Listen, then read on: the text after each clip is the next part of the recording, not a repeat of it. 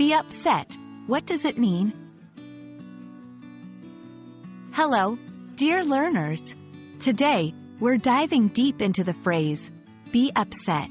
By the end of this video, you'll know exactly what it means, when to use it, and how to incorporate it into your conversations. Be upset is a phrase that refers to a state of being unhappy, disappointed, or worried about something.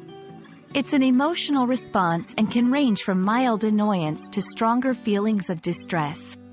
For example, she was upset when she lost her keys. I could tell he was upset by the news. Understanding synonyms can help in grasping the essence of a word or phrase.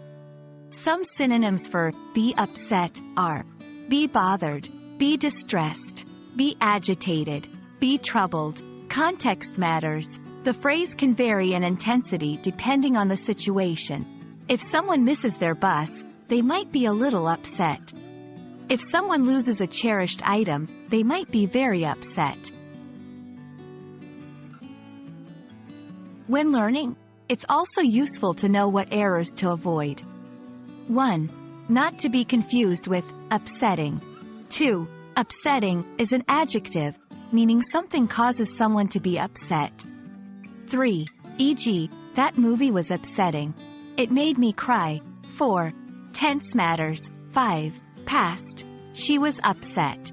6. Present. She is upset.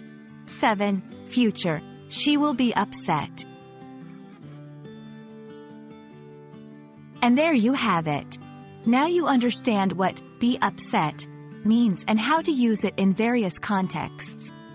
Remember, emotions are complex, and language is a tool to express them. Keep practicing, and soon you'll be using this phrase with confidence. Happy learning!